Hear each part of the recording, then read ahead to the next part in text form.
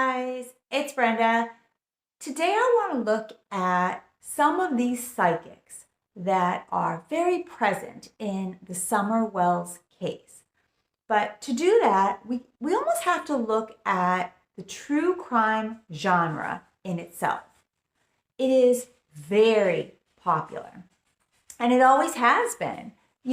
Before YouTube, before the streaming apps where, you could download like Discovery ID and, watch what you want. There was a time when, people would go in the bookstore and, flock to the true crime section. I did. I don't read so much anymore, just time constraints. Now it's more like podcasts, but I certainly did. And then there was these really popular magazines, and they were called like detective magazines. This is showing my age a little bit, but if you're around the same age as me, you'll probably know what I'm talking about. And they were horrible. They were so graphic. I mean, the pictures were, really graphic, and the stories were, I mean, yeah, it was, they would describe in detail, some of these most horrific crimes, and especially ones that had to do with bondage and things. That's all I'm going to say. But, they were popular.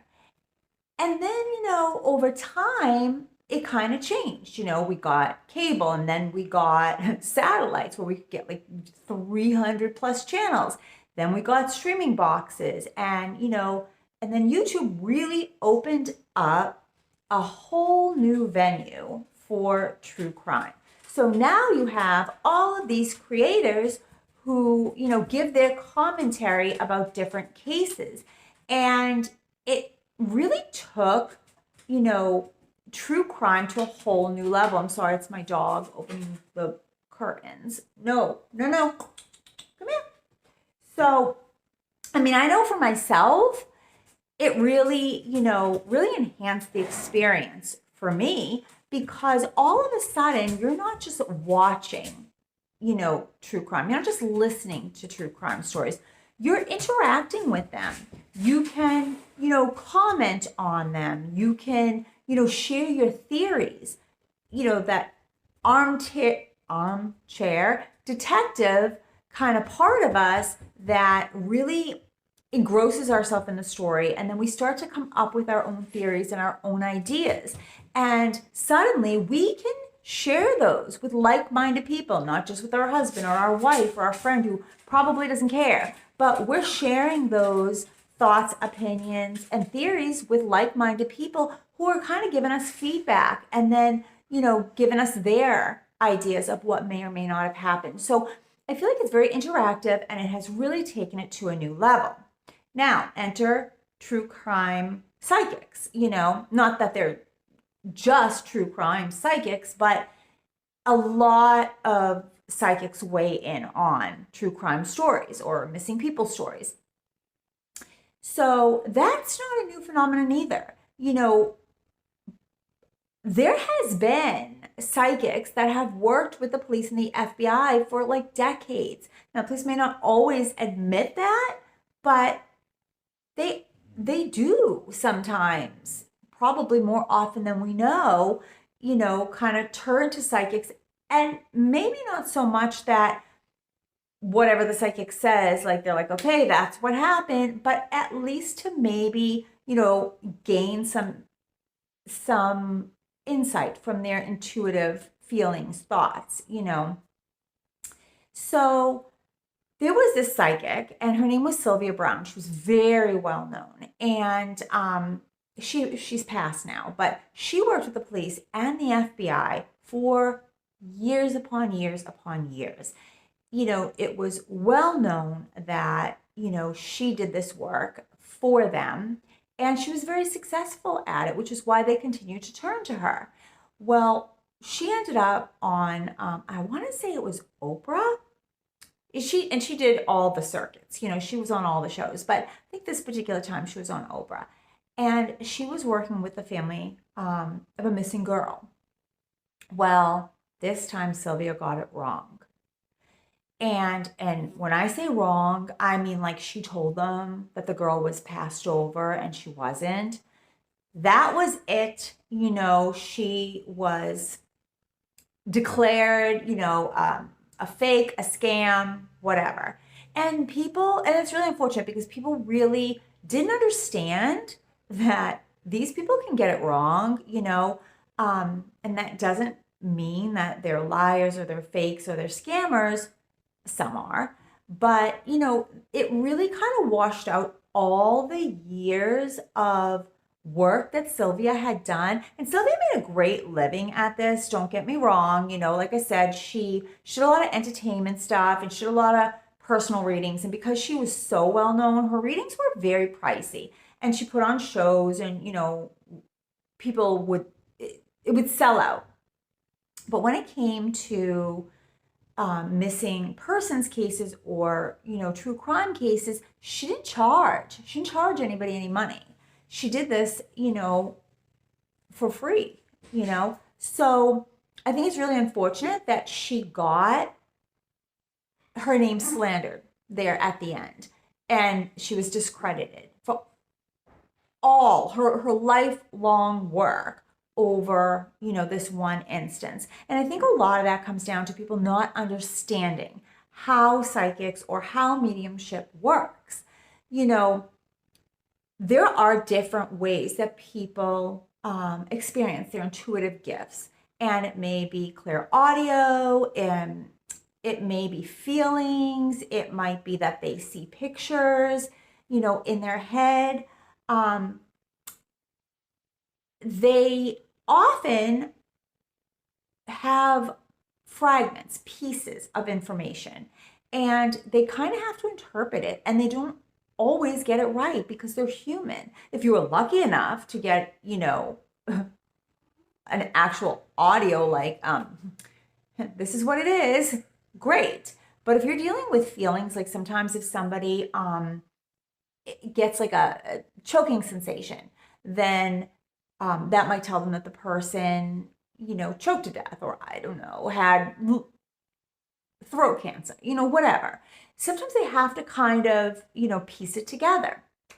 So with all that said, are there fakes? I'm sure that there are. Hell, there's scammers in every profession. If you have a bad cop, if you have a teacher that really doesn't even like children, aren't they in fact scammers in their professions, if they're not in it for the right reason? So I'm sure that there are people that either are completely fake, or maybe people that think they have a gift and they really don't, or people who have a gift but they're just so focused on getting money that they no longer are putting their heart and soul into it. But there are so many people that are genuine and really want to use their gift to help. And here's the interesting thing with the Summer Wells case. There are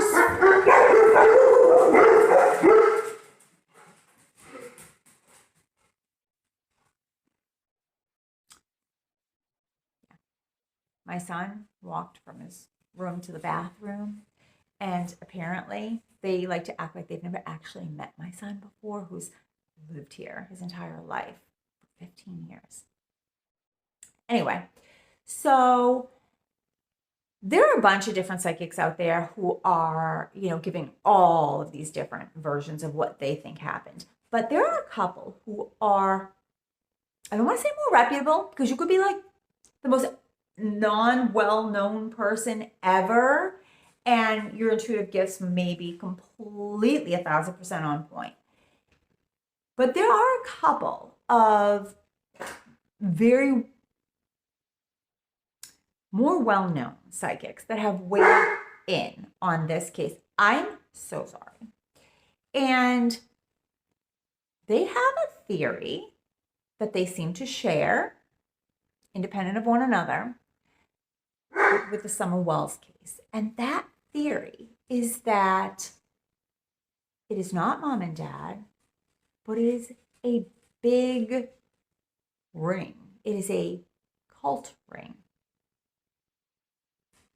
It's a little bit terrifying, actually. So one of them is I'm gonna destroy her name. I'm gonna absolutely destroy her name. So I apologize. Donna Serafina, Reverend Donna Serafina. You probably know who I'm talking about.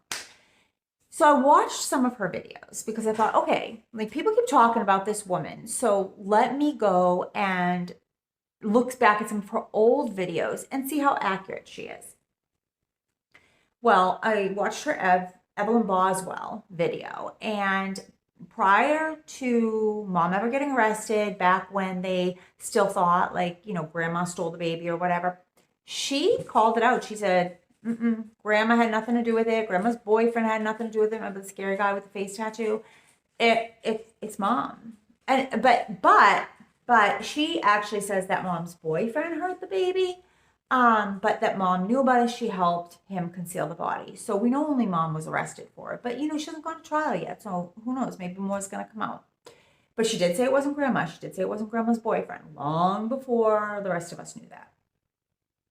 So then I looked at her, the Vallow kids, JJ and Tyree.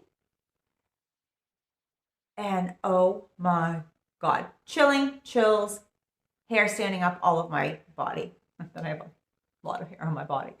On my arms. Does that sound better and less gross? I kid you not, go back to those videos on those kids. This is way before those kids' bodies were ever found. She nailed it. I'm talking detail right down to which kid was found in that the little boy was found wrapped in the trash bag with the duct tape, and that the girl had been like, oh, so gross to even say, that she had been like burnt down, her remains and all that. Like, okay, there's certain things like you could have like a, 40, 60, 50, 50, whatever chance of guessing right. But the detail of each of their death, and that they were so vastly different in the way that they were killed and disposed of, even though they were siblings, that would be a hell of a guess. Okay. I listened to those and I was like freaked out. I was like, holy heck, Reverend Donna. Oh my gosh.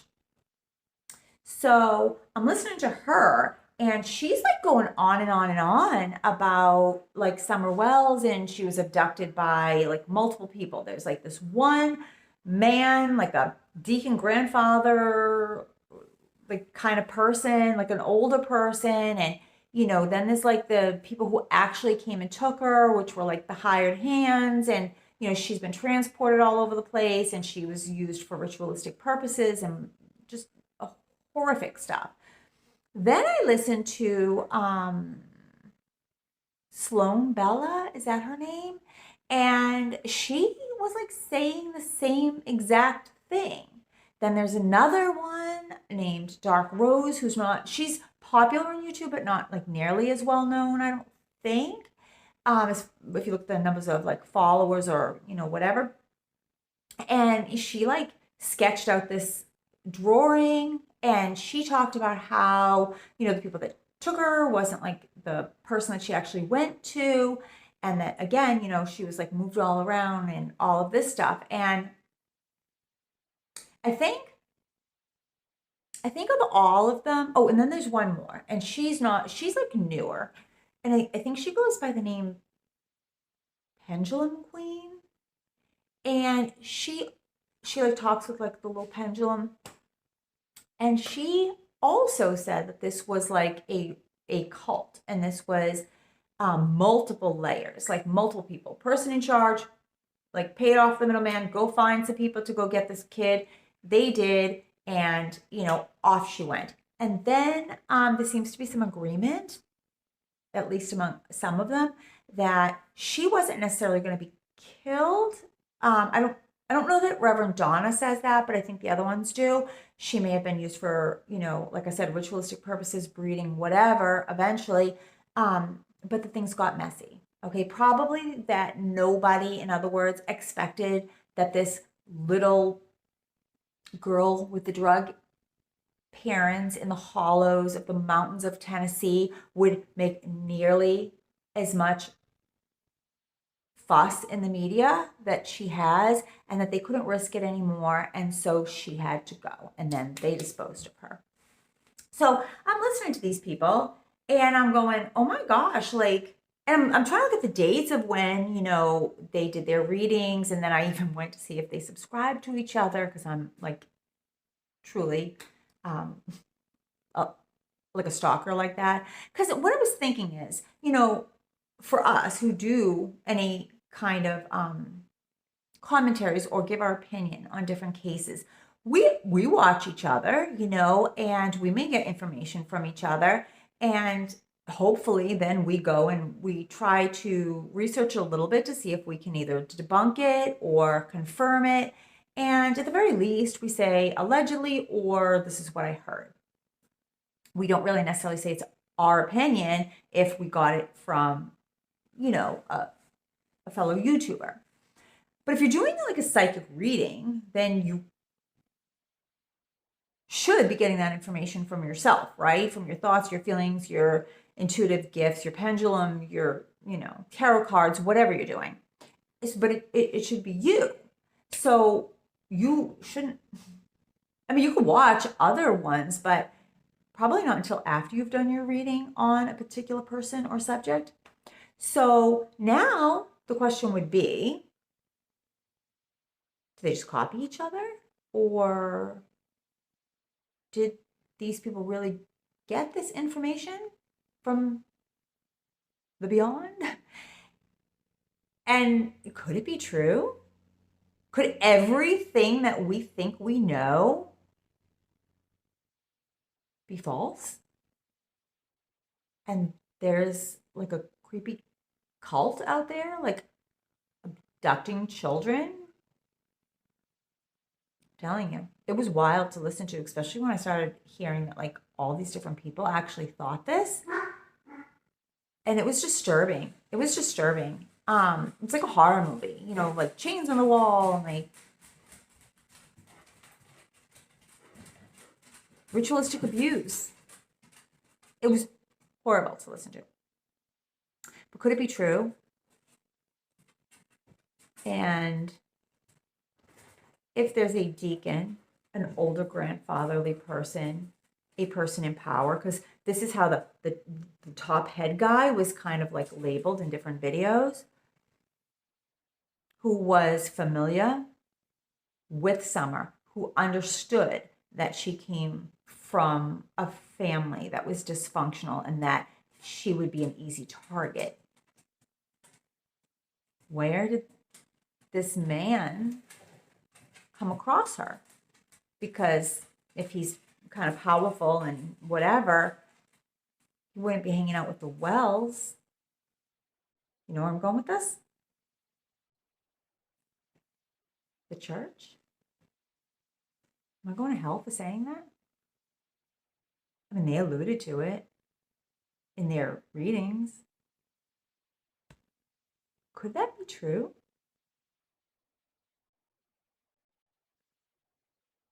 And if it's true, who all's involved? Like just this one guy and his other people are like outside of that?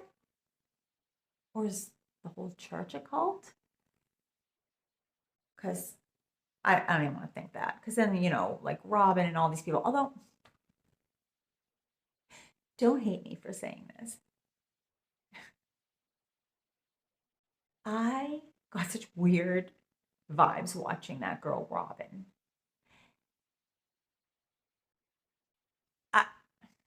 This is so awful, but there was something so weird to me about her constant like smile and like laugh. It was so like fake and so weird to me that like every time she talked or she was interviewed, she never lost that weird smile, no matter what subject she was talking about. She was talking about the Wells, if she was talking about Summer, if she was talking about like whatever. She even was like sitting there saying like, oh, when I first met them, I thought they were like homeless and they were just coming to the church for, a handout. But she was like, when I first met them, I thought they were homeless. I was like, stop, you're freaking me out, dude. You're freaking me out. So, okay. I didn't say that, okay? Because that's like super mean. Because she's probably like the nicest person like ever in the planet. In the planet? On the planet. But like, I'm sorry. The weird smile that never goes away and that weird giggling all the time for a grown woman was bizarre to me. But anyways, tell me your thoughts. Tell me your thoughts on it all. Tell me your thoughts on it all. Psychics? Yes, you believe. No, you don't. The psychics in this case, or at least the ones that I've pointed out, could be possible. Like we are all 1000% on the wrong scent over here. And there's like this big, huge, horrific, reality going on. And if there is, where the hell does it stem from? Now, I will say this. I think, and please don't quote me because I listened to so many videos in preparation of this, but I think that Reverend Donna, she was the only one I think that thought that mom knew what was going on, or maybe even grandma too. All the rest felt that mom and Candace didn't know anything. And she was like truly abducted by this like satanic group. All the rest of them thought that mom knew. Now, whether that she went along with it for drugs or money or like she was part of it, that part I wasn't clear on, but I think that Reverend Donna was the only one that actually implicated her as knowing. The rest said mom's story was 1000% true, and this person had been staken out the house because his job, he was paid to go get her, and he literally was watching it for an opportunity, and he got the opportunity, and he literally did carry her off into the horror. So let me know what you think, okay, about all of it. And I'm sorry about what I said about Robin, if that makes you think I'm like a horrific person, but like, just go watch some of her interviews. Okay, bye.